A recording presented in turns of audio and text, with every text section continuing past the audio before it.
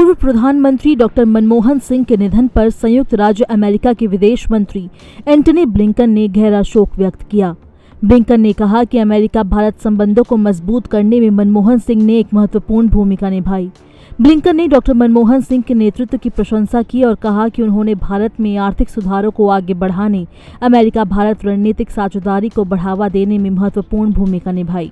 Bharat America असैन्य परमाणु समझौते के लिए पूर्व प्रधानमंत्री मनमोहन सिंह को याद रखा जाएगा।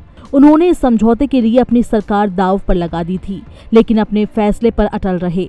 2008 में अमेरिका के साथ हुआ भारत का ऐतिहासिक नागरिक परमाणु समझौते से मनमोहन की दृढ़ता को पूरी दुनिया ने देखा था।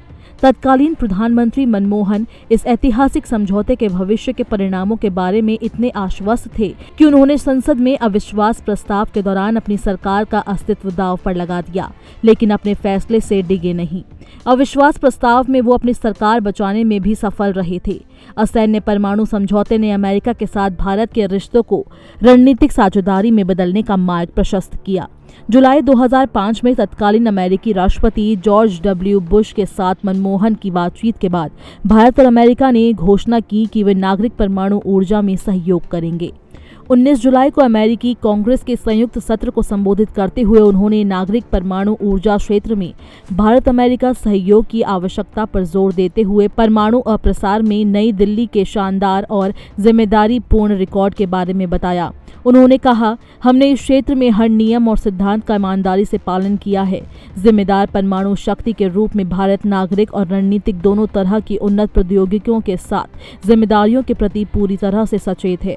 समझौतों को लेकर बातचीत के कई चरणों के बाद IAEA ने 1 अगस्त 2008 को भारत के साथ सुरक्षा उपाय समझौतों को मंजूरी दे दी। इसके बाद अमेरिका ने नई दिल्ली को नागरिक परमाणु व्यापार शुरू करने के लिए छूट देने के लिए परमाणु आपूर्तिकर्ता समूह से संपर्क किया। NSG ने 6 सितंबर 2008 को भारत को छूट दी, जिससे उसे अन्य देशों से नागरिक परमाणु प्रौद्योगिकी और ईंधन प्राप्त करने की अनुमति मिल गई। इस समझौतों पर 10 अक्टूबर को तत्कालीन विदेश मंत्री प्रणब मुखर्जी और उनके अमेरिकी समकक्ष कोंडोलीजा राइस ने हस्ताक्षर किए थे।